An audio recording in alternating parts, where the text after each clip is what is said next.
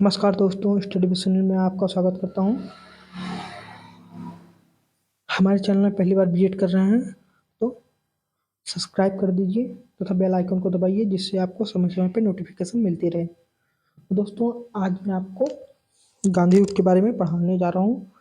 इसमें पहले आपको 1857 की क्रांति के बारे में पढ़ाया, फिर उसके बाद क्या बताया, 1885 का जो कांग्रेस अधिवेशन हुआ 1885 से लेकर 1947 तक, उसके बारे में एक एक अधिवेशन जो इम्पोर्टेंट आपके एग्जाम में पुटअप होते हैं उसको पूछा गया, पढ़ाए हैं। फिर उसके बाद 1919 से लेकर 1947 तक की जो घटनाएं हैं, एक सीरियल ईयर वाइज के अनुसार आपको तैयार करवाया हूँ, जिससे आप ईयर मतलब एक एक साल बढ़िए और आपको कौन कौन सी घटना हुई है उसको देखते हुए क्रम से याद कर लीजिए। तो उसके बाद आज मैं गांधी युग के बारे में पढ़ाने जा रहा हूँ। गांधी युग का क्या है, 1915 से लेकर 1947 तक की घटना है। इसमें जब गांधी जी मतलब इसमें गांधी जी की पृष्ठभूमि के बारे में थोड़ा बहुत जानकारी देंगे। फिर उसके बाद गांधी जी जब वहाँ इंग्लैंड में पढ़ाई की उनके बारे में भी जानकारी देंगे, तथा फिर उसके बाद जो दक्षिण अफ्रीका में जो एक केस के सिलसिले में गए थे उसके बारे में थोड़ा बहुत डिस्कस करेंगे। फिर उसके बाद जब इंडिया आया तो उसके बारे में जो जो उनकी आंदोलन किए हैं तो उनके बारे में डिस्कस करने जा रहे हैं। दोस्तों, फिर हम देखते हैं गांधी युग के बारे में। गांधी युग 1915 से लेकर 1947 तक।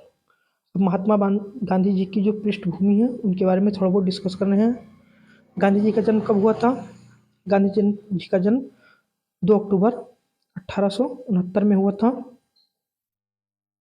जो इनका जन्म कहाँ हुआ था, स्थान का नाम है पोरबंदर, गुजरात में हुआ था। तथा इनके पिता का नाम क्या था? इनके पिता का नाम, गांधी जी के पिता क्या क्या नाम था? करमचंद गांधी था। तथा इनकी माता का नाम पुतली बाई था। कभी कभी एग्जाम में आपके यहाँ से क्वेश्चन होता है कि गांधी जी की माता का क्या नाम है, तो गांधी जी की माता का क्या नाम है? पुतली बाई है। तथा गांधी जी के पत्नी का क्या नाम है? कस्तूरबा गांधी। गांधी जी की पत्नी का नाम कस्तूरबा गांधी है। फिर हम आगे देखते हैं दोस्तों,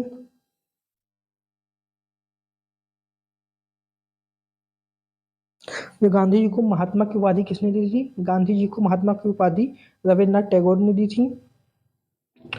और बापू तथा राष्ट्रपिता की उपाधि किसने दी थी? जो गांधी जी को बापू तथा राष्ट्रपिता की उपाधि सुभाष चंद्र बोस ने दी थी। जो बापू की उपाधि दी थी सुभाष चंद्र बोस ने 6 जुलाई 1944 को दी थी। तथा राष्ट्रपिता की उपाधि सुभाष चंद्र बोस ने दी थी। फिर इनकी पढ़ाई के बारे में थोड़ा बहुत डिस्कस कर रहे हैं। गांधी जी की पढ़ाई 1889 से लेकर 1891 में बैरिस्ट्री की पढ़ाई इंग्लैंड में किए थे। उनकी पढ़ाई के बाद फिर एक कहाँ गए? दक्षिण अफ्रीका गए। दक्षिण अफ्रीका 1893 में किस सिलसिले में ये गए? जो व्यापारी दादा अब्दुल्ला थे उसके केस के सिलसिले में कहाँ गए थे गांधी जी? दक्षिण अफ्रीका गए थे 1893 में। फिर वहाँ एक घटना घटी थी उसके बारे में, तो डरबन से प्रिटोरिया यात्रा के क्रम में पीटर्सबर्ग, जो मेरिसबर्ग है, वहाँ पे एक स्टेशन पे जो एक अंग्रेज हैं, गांधी जी को प्रथम श्रेणी के डिब्बे से उन्हें रेलगाड़ी से उतार दिया था। तथा यह घटना नस्ल और पक्षपात के बारे में गांधी जी को सोचने के लिए प्रेरित किया। जब डरबन से और प्रिटोरिया की यात्रा कर रहे थे गांधी जी, तो वहाँ एक स्टेशन है पीटर्स मेरिसबर्ग, वहाँ पे एक स्टेशन है, वहाँ पे ये घटना घटी थी। गांधी जी को एक अंग्रेज ने प्रथम श्रेणी के डिब्बे से उन्हें उतार दिया था, जिससे गांधी जी बहुत रुष्ट हो गए थे। फिर आगे देखते हैं दोस्तों,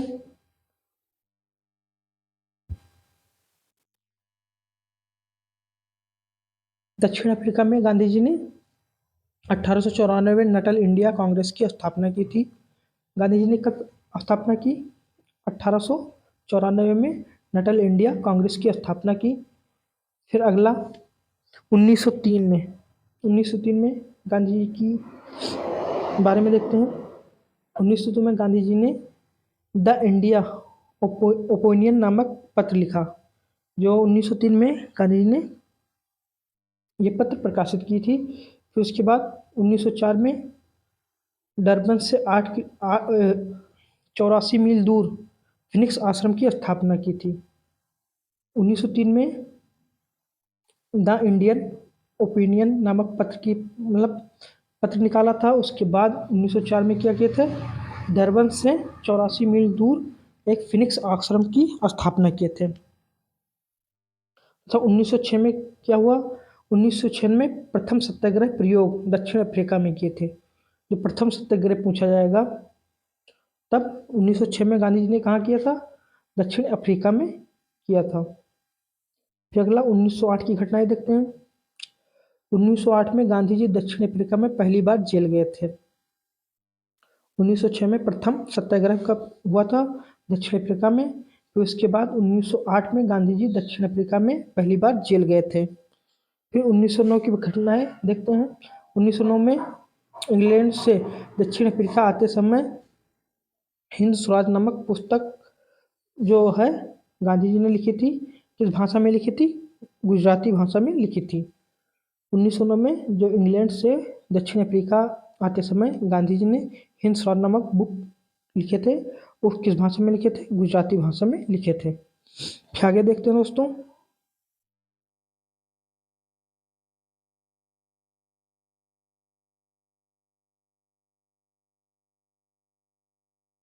महात्मा गांधी 9 जनवरी 1915 को भारत वापस आए। अब यहाँ से हम सीरियल वाइज देखते हैं। महात्मा गांधी 9 जनवरी 1915 में भारत वापस आए। इस दिन को भारत में प्रतिवर्ष प्रवासी दिवस के रूप में मनाया जाता है। ये आपके एग्जाम में पूछता है कि 9 जनवरी को किस दिवस को रूप में मनाया जाता है, तो 9 जनवरी को प्रवासी दिवस के रूप में मनाया जाता है। फिर आगे देखते हैं, गांधी जी के जो राजनीतिक गुरु थे वो कौन थे, गोपाल कृष्ण गोखले। जो गांधी जी के राजनीतिक गुरु थे वो गोपाल कृष्ण गोखले थे। अगला देखते हैं, गांधी जी का पहला आश्रम गुजरात के अहमदाबाद में कोचरब आश्रम स्थापित किए थे, जो 2 साल बाद विलय के कारण क्या हुआ, वहाँ से हटाना पड़ा।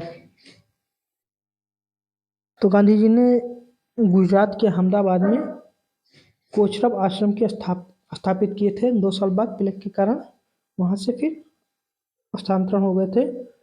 फिर उसके बाद इस बार आश्रम साबरमती नदी के किनारे स्थापित किए थे 1916 में। गांधी जी ने साबरमती आश्रम है 1916 में स्थापित किए थे। फिर आगे देखते हैं दोस्तों, प्रथम विश्व युद्ध में गांधी जी ने भारतीय सेना को अंग्रेज का सहयोग करने के लिए अंग्रेजी सेना में भर्ती होने का प्रोत्साहन किया। जो प्रथम विश्व युद्ध हो रहा था तो गांधी जी ने भारतीय सेना को अंग्रेज का सहयोग करने के लिए अंग्रेजी सेना में भारतीयों को भर्ती कराने के लिए प्रोत्साहन किए। इसीलिए इन्हें भर्ती करने वाले सर्जेंट भी कहा जाता है। गांधी जी यह सोचे थे कि जैसे मैं अंग्रेजों का सहयोग करूंगा तो हमारे लिए कुछ ना कुछ अच्छा सहयोग करेंगे कि भारत को भी आज़ाद कर देंगे। इसलिए गांधी जी यह सोच कि मैं नेकी करूंगा उनके साथ तो हमारे साथ ही नेकी करेंगे। तो उसने क्या किया, उसके बाद जैसे जब प्रथम विश्व युद्ध समाप्त हुआ तो उसने क्या हो, रोलेट एक्ट लागू कर दिया, जो बिना अपील बिना दलील कानून था। उसमें जो नेताएं थे उन्हें गिरफ्तार कर जेल में बंद कर दे रहे थे। तो यही उसका प्रमाण स्वरूप क्या हुआ कि उनके साथ गांधी जी ने नेकी किए तो उन्होंने क्या किया, उन्हें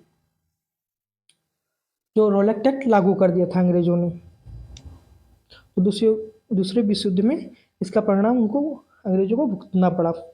इस बार भारतीयों ने अंग्रेज का सहयोग दूसरे विश्व युद्ध में नहीं किया था, इसी कारण तो गांधी जी को भर्ती करने का सर्जेंट भी इसी कारण कहा जाता है। फिर अंग्रेजों द्वारा इसके बदले 1915 में केसरी हिंद की उपाधि दी। जो अंग्रेज द्वारा गांधी जी को केसरी हिंद की उपाधि 1915 में दिया गया था। फिर इसके बाद 1917 के बारे में चंपारण आंदोलन के बारे में देखते हैं।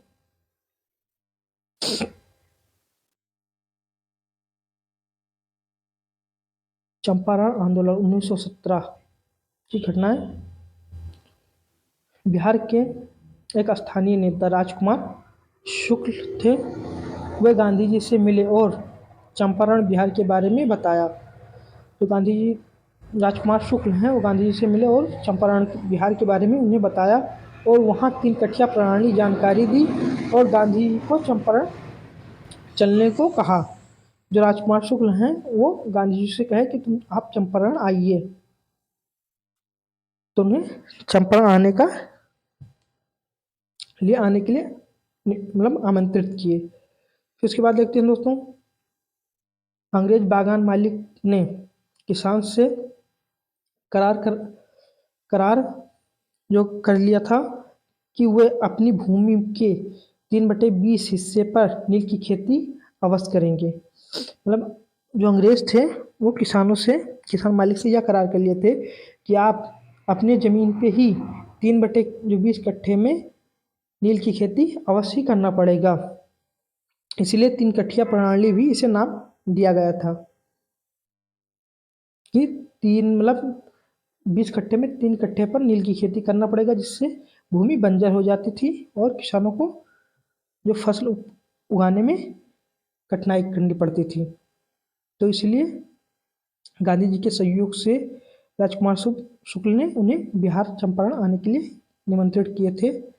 फिर आगे देखते हैं दोस्तों, इस आंदोलन में 3 कठिया प्रणाली को समाप्त किया तथा 25% तक करों को देने का निर्णय हुआ। यह प्रथम सफल आंदोलन था, जो गांधी जी का यह प्रथम सफल आंदोलन था। इस आंदोलन में 3 कठिया प्रणाली को समाप्त कर दिया गया तथा जो किसानों का जो कर था उसे 25% कम किया गया तथा यह प्रथम सफल आंदोलन था। फिर आगे देखते हैं, इसके बाद 1918 में आप आते हैं। 1918 में क्या हुआ था? अहमदाबाद मिल मजदूर आंदोलन 1918। चंपारण चंपारण सत्याग्रह के बाद 1918 में गांधी जी ने अहमदाबाद के कपड़ा मिल मजदूरों से मिले और उनकी समस्या को समझा। यहाँ का विवाद प्लेग का एक बोनस को लेकर था। जब प्लेग की समाप्ति हुई तो मिल मालिक ने बोनस को समाप्त करना चाहते थे। ये जो अहमदाबाद मिल मजदूर आंदोलन था 1918 में, वो क्या था? प्लेग बोनस के कारण ही ये शुरू हुआ था। तो मिल मालिक बोनस को समाप्त करना चाहते थे। मजदूरों ने इसका विरोध किया और गांधी जी ने मजदूरों की हड़ताल पर जाने को कहा और यह घोषणा की कि उन्हें 35% बोनस मिलना चाहिए। मतलब गांधी जी ने मजदूरों का सहयोग किया कि उन्हें 35% बोनस मिलना चाहिए, क्योंकि प्रथम विश्व युद्ध के कारण महंगाई काफ़ी बढ़ चुकी थी। इसलिए गांधी जी ने अनावश्यक अनशन पर बैठे और मिल मिल मालिकों ने यह मामला जो न्यायाधिकरण को दिया। मतलब यह मामला न्यायालय में पहुंच गया था। जब गांधी जी ने अनशन पर बैठा तो मिल मालिक ने क्या किया? इस मामला को न्यायालय में प्रस्तुत किया। न्यायाधिकरण ने 35% बोनस देने का फैसला दिया और गांधी का यह सत्याग्रह भी सफल रहा। जो गांधी का ये भी सत्याग्रह भी सफल रहा। तो गांधी जी ने प्रथम बार यह भूख हड़ताल किए थे। जो इस आंदोलन में गांधी ने प्रथम बार भूख हड़ताल किए थे। फिर आगे देखते हैं दोस्तों, 1918 की ही घटना है, खेड़ा आंदोलन 1918 में। आपके एग्जाम में पूछ लेता है कि गांधी जी पहली बार भूख हड़ताल कब किए थे? तो कब किए थे? 1918 में मिल मजदूर में उसमें गांधी जी ने भूख हड़ताल पहली बार की थी। फिर आगे देखते हैं, खेड़ा आंदोलन कब हुआ था? 1918 में। गांधी जी ने खेड़ा गुजरात में चल रहे किसानों के साथ अत्याचार के विरुद्ध अंग्रेजों द्वारा यहाँ पर किसानों के फसल नष्ट हो जाने के कारण भी करों की वसूली की जा रही थी। जो खेड़ा आंदोलन था उसमें क्या था? जो अहमदाबाद मिल मजदूर था उसमें क्या था कि प्लेग बोनस के कारण वहाँ पे बोनस जो वो मालिक थे वो क्या कर रहे थे? बोनस देने से मना कर रहे थे। फिर गांधी जी ने उनको मिल मजदूर का सहयोग किया तथा उन्हें 35% बोनस दिलाने का सहयोग किया और खेड़ा में क्या हुआ, जो वहाँ के किसान थे उनकी फसल जो नष्ट हो जा रही थी, उस नष्ट होने के बाद भी उनसे करों का कर भी वसूले जा रहे थे। तो इसी कारण गांधी जी फिर यहाँ पे भी गए, उनका सहयोग किए। गांधी जी ने किसानों पर लगान देने के लिए, परंतु जांच के बाद यह पता चला कि लगान को माफ कर देना चाहिए। मतलब जिसकी फसल नष्ट हो जा रही है उसे लगान को माफ कर देना चाहिए। फिर इस आंदोलन में भी सफलता प्राप्त की और भारत में बड़े नेता के रूप में देखे जाने लगे थे। तो गांधी जी ने ये लगातार तीन तीन आंदोलन ने सफलता प्राप्त की, जिससे एक बड़े नेता के रूप में गांधी जी उभरने लगे थे इस समय। फिर आगे देखते हैं 1918 के बाद 1919 में कौन सी घटनाएं हुई। 1919 जब प्रथम विश्व युद्ध समाप्त हुआ, तो उसके बाद 1919 में प्रथम विश्व युद्ध 1918 में समाप्त हो गया था। इसके बाद 1919 में अंग्रेजों द्वारा रॉलेट एक्ट को भारत में लाया गया था। जब प्रथम विश्व युद्ध समाप्त हो गया था, तो उसके बाद 1919 में अंग्रेजों द्वारा रॉलेट एक्ट भारत में लाया गया। इसे क्या बोला जाता है, रॉलेट एक्ट को बिना अपील, बिना वकील और बिना दलील का कानून बोला जाता है। आपके एग्जाम में पूछ लेता है कि रॉलेट एक्ट को अन्य नाम से और क्या जाना जाता है, तो बिना अपील, बिना वकील और बिना दलील के कानून के नाम से भी जाना जाता है। इस समय 1919 में कौन कौन सी घटनाएं घटी हैं उसको हम देखते हैं। रॉलेट एक्ट, जलियांवाला बाग हत्याकांड और फिर इसके बाद खिलाफत आंदोलन, ये तीनों एक साथ घटना घटी है। इसको भी डिस्कस कर लीजिए और इसका सन भी अच्छे से याद रखिए, जिससे आपके एग्जाम में पूछा जाए तो उसे आप अच्छे से कर पाएँ। तो आगे देखते हैं रॉलेट एक्ट के बाद क्या हुआ, जलियांवाला बाग हत्याकांड। मैं पिछली वाले क्लास में भी आपको रॉलेट एक्ट के बारे में पूरा डिस्कस किए थे, वहाँ भी पिछले वाले वीडियो में भी देख लीजिए। इसके बाद जो 1919 से लेकर 1947 की घटना है, उसमें भी रॉलेट एक्ट और जलियांवाला बाग हत्याकांड तथा इसके खिलाफत आंदोलन के बारे में भी डिस्कस जानकारी 1947 से और 1919 से लेकर 1947 तक की पूरी घटनाओं को एक डिस्कस जानकारी दी है आपको। फिर उसके बाद जो थोड़ा बहुत बची है जानकारी यहाँ भी दे रहे हैं, उसमें गांधी जी के सहयोग थे। फिर उसके बाद 1919 से रॉलेट एक्ट के बाद क्या हुआ, जलियांवाला बाग हत्याकांड उसमें हुआ। जब नेताओं को गिरफ्तार किया जा रहा था, तो उसी भी जलियांवाला बाग हत्याकांड 1919 नरसंहार। पंजाब के दो लोकप्रिय नेता डॉक्टर सत्यपाल और डॉक्टर सैफुद्दीन किचलू की बाद जनता में आक्रोश तेज हो गया, कई जगह हिंसा हुई। जलियांवाला बाग हत्या, जो पंजाब के दो बड़े नेता थे लोकप्रिय सत्यपाल और डॉक्टर सैफुद्दीन किचलू को अंग्रेजों द्वारा गिरफ्तार कर लिया गया था, इसलिए वहाँ पे ज़्यादा आक्रोश फैल गया था। और उनको छुड़ाने के लिए क्या हुआ, एक सभा आयोजित की जा रही थी, जिससे वहाँ पे जनरल डायर जाकर वहाँ पे गोली चलवा दी, जिससे बहुत लोगों की मिनिमम हत्या हो गई थी। तुम देखते हैं जनरल डायर के आदेश पर अमृतसर में जलियांवाला बाग हत्याकांड हुआ। डायर ने सभा में एकत्रित लोगों पर गोली चला दी थी। तो इसमें क्या हुआ, रॉलेट एक्ट आया, फिर जलियांवाला बाग हत्याकांड हुआ। फिर उसके बाद क्या हुआ, खिलाफत आंदोलन। खिलाफत आंदोलन में क्या हुआ, जो तुर्की के मुसलमान नेता जिसे खलीफा के नाम से भी जाना जाता है, उन्हें क्या हुआ, अंग्रेज द्वारा हटाना था। अंग्रेज जो तुर्की जो मुस्लिम खलीफा थे, उन्हें अंग्रेज द्वारा उसे हटाया जा रहा था। फिर क्या, गांधी जी इस मुस्लिम आंदोलन को भारतीय आंदोलन से में जोड़ना चाहते थे। मतलब इसमें भी गांधी जी ने सहयोग किया था, खिलाफत आंदोलन में भी इनका सहयोग किया। फिर इन तीनों के बदले क्या आया, असहयोग आंदोलन। असहयोग आंदोलन कब आया, 1920 में। रॉलेट एक्ट, जलियांवाला बाग हत्याकांड और खिलाफत आंदोलन में घटनाओं को सहयोग करके असहयोग आंदोलन गांधी जी ने लाया था 1920 में। 1 अगस्त 1920 को गांधी जी ने असहयोग आंदोलन प्रारंभ किए, लेकिन 5 फरवरी 1922 को गोरखपुर के चोरी चौरा हत्याकांड के कारण यह स्थगित कर दिया गया। गांधी जो चौरा चोरी हत्याकांड हुआ था 5 फरवरी 1922 को, इसलिए फिर असहयोग आंदोलन को स्थगित कर दिया गया और 12 फरवरी 1922 को गांधी जी ने असहयोग आंदोलन को वापस लिया। ये आपके एग्जाम में यहाँ से क्वेश्चन टफ हो सकते हैं कि असहयोग आंदोलन कब शुरू हुआ। तो 1 अगस्त 1920 को गांधी जी ने शुरू किया था तथा असहयोग आंदोलन कब स्थगित हुआ था तो 5 फरवरी 1922 को। और कब गांधी जी ने वापस लिया तो गांधी जी कब वापस लिए थे 12 फरवरी 1922 को। और यहाँ कितने पुलिसकर्मियों की हत्या हुई थी 22 पुलिसकर्मी थे जिन्हें मतलब भीड़ द्वारा उन्हें जलाकर एक पुलिस स्टेशन से जिसमें 22 पुलिस अधिकारियों की हत्या हो गई थी। इसलिए यह आंदोलन फिर गांधी जी को वापस लेना पड़ा था।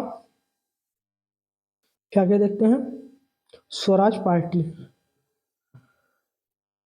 स्वराज पार्टी मार्च 1923 में इलाहाबाद में हुआ था।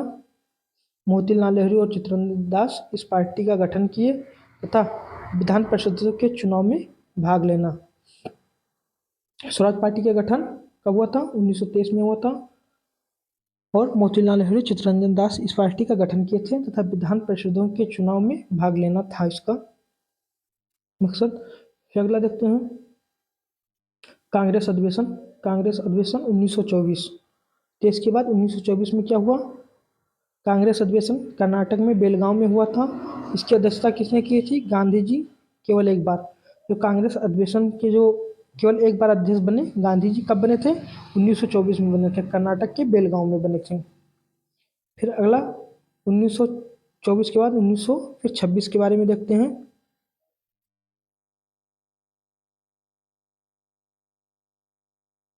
1926 अखिल भारतीय महिला संघ की स्थापना 1926 में हुई। अखिल भारतीय महिला संघ की स्थापना कब हुई थी 1926 में।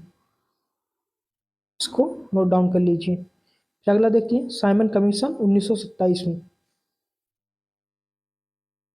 भारतीय का संविधान बनाने के लिए साइमन कमीशन की नियुक्ति की गई और 3 फरवरी 1928 को भारत में प्रवेश किया। तो साइमन कमीशन है इसे नियुक्त किया गया 1927 में तथा 3 फरवरी 1928 को भारत में प्रवेश किया।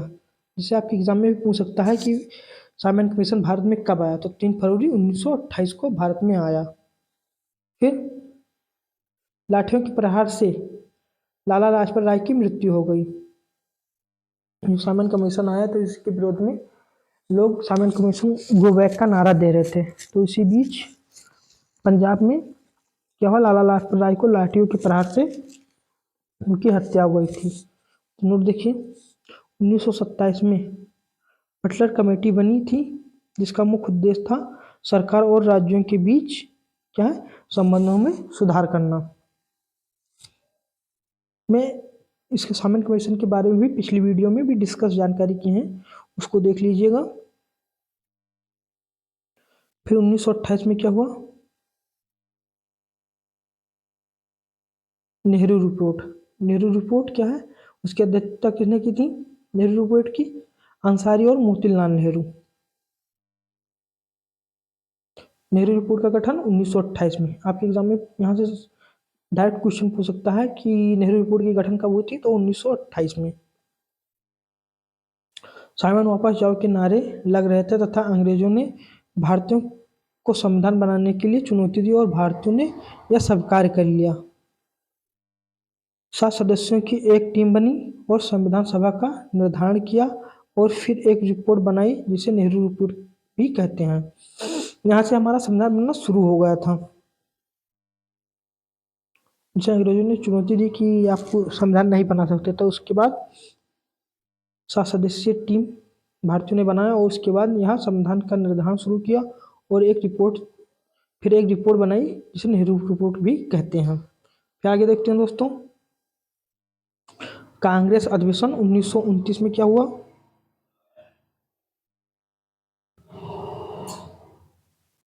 कांग्रेस अधिवेशन 1929। कांग्रेस अधिवेशन 1929 लाहौर में। इसकी अध्यक्षता किसने की थी जवाहरलाल नेहरू। पूर्ण स्वराज की मांग की थी जो गांधी जी जवाहरलाल नेहरू ने 1929 में जो कांग्रेस अधिवेशन हुआ था उसमें पूर्ण स्वराज की मांग की थी तथा 26 जनवरी 1930 को पूर्ण स्वाधीनता दिवस मनाया जाने लगा। फिर अगला देखते हैं गोलमेज सम्मेलन के बारे में देखते हैं। 1929 के बाद 1930 के बारे में गोलमेज सम्मेलन, प्रथम गोलमेज सम्मेलन, द्वितीय गोलमेज सम्मेलन और तृतीय गोलमेज सम्मेलन 1930, 31 और 32 लगातार। प्रथम गोलमेज सम्मेलन 1930, द्वितीय 1931 तथा तृतीय 1932 में हुआ। अब यहाँ एक इम्पॉर्टेंट टॉपिक नोट कर लेते हैं। इन दोनों गोलमेज सम्मेलन में संविधान का 40% पूरा हो गया था। जो संविधान बनना था उसका 40% हिस्सा पूरा हो गया था। तथा तीनों सम्मेलन में भाग लेने वाले कौन थे? भीमराव अंबेडकर थे तथा दूसरे गोलमेज सम्मेलन में कांग्रेस की ओर से भाग लेने वाले गांधी जी थे। तो ये आपके एग्जाम में यहाँ से पूरा हो सकता क्वेश्चन कि तीनों गोलमेज सम्मेलन में भाग लेने वाले कौन थे? तो भीमराव अंबेडकर हैं। और दूसरे गोलमेज सम्मेलन में भाग लेने वाले कौन थे?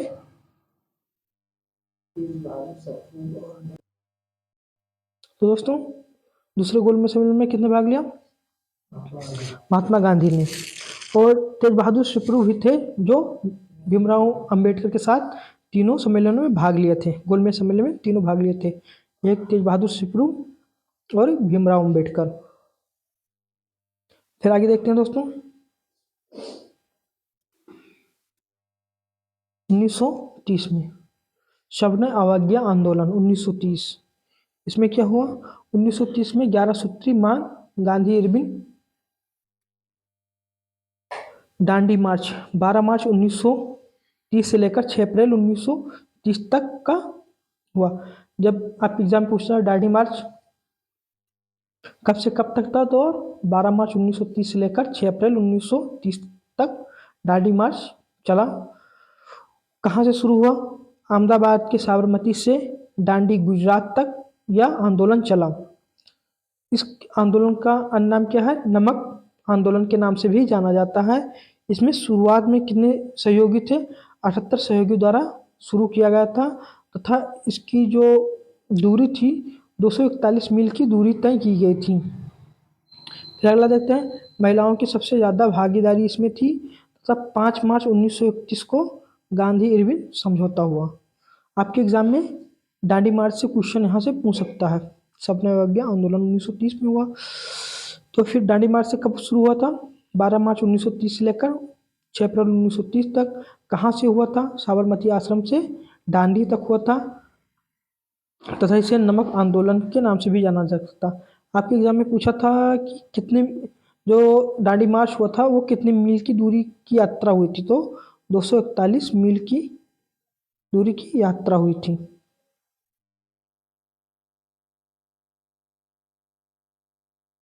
फिर कितने शुरुआत में कितने सहयोग थे? 78 सहयोग थे। फिर धीरे धीरे बढ़ते बढ़ते हजारों की संख्या में सहयोगी जुड़ते चले गए इस आंदोलन में। फिर 1932 में क्या हुआ? पूना पैक्ट समझौता 1932 में। 26 सितंबर 1932 में गांधी और भीमराव अंबेडकर के बीच यरवदा जेल में क्या हुआ? एक समझौता हुआ जिससे 71 सीट जो सीटें थी उसे क्या हुआ? 71 सीट से बढ़कर 147 सीट कर दिया गया था। जो दलितों की सीटें थी उसे पहले कम थी फिर उन्हें बढ़ाकर 147 तक कर दिया गया था। फिर अगले बार जो गांधी जी और उनके भीमराव अंबेडकर के बीच समझौता हुआ था। उसके बाद क्रिप्स मिशन के बारे में डिस्कस करने जा रहे हैं। 1942 क्रिप्स मिशन।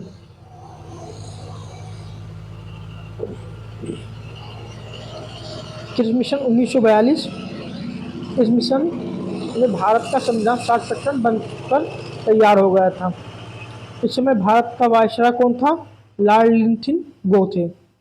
जो क्रिप्स मिशन 1942 में हुआ उसमें भारत का संविधान 60% बनकर तैयार हो गया था। तो इस समय भारत के वायसराय कौन थे? लॉर्ड लिंथिन गो थे। तथा 1942 में भारत छोड़ो आंदोलन से 8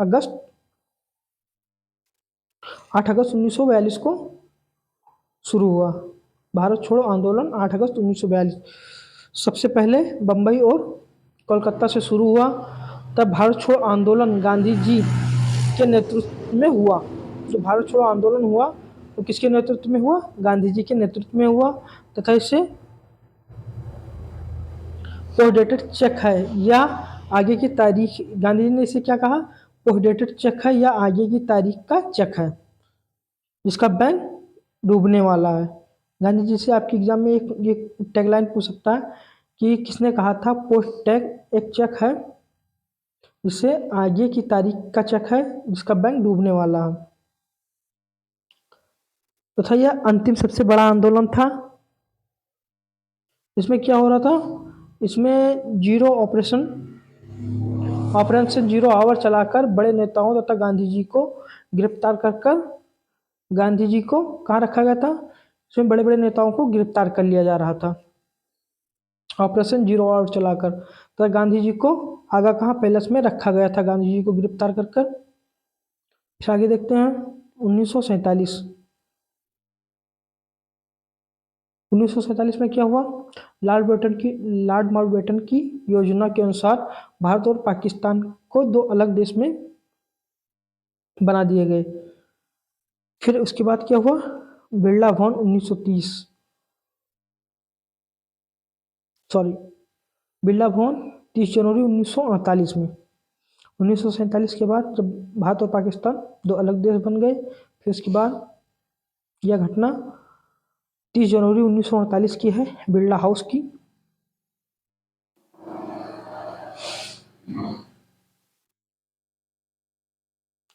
तीस जनवरी 1948 को बिरला हाउस में शाम की प्रार्थना सभा के दौरान नाथूराम गोडसे ने महात्मा गांधी को 3 गोली मारकर हत्या कर दी। महात्मा गांधी की मृत्यु कब हुई? 30 जनवरी 1948 को बिरला हाउस में शाम की प्रार्थना की सभा के दौरान नाथूराम गोडसे ने गांधी जी को 3 गोली मारकर हत्या कर दी। तथा जो राष्ट्रपिता महात्मा गांधी की समाधि कहाँ है? दिल्ली राजघाट में है। ये आपके एग्जाम में पूछ सकता है, तो इसको नोट कर लीजिए कि महात्मा गांधी का जो समाधि कहाँ बना है, तो दिल्ली के राजघाट में है।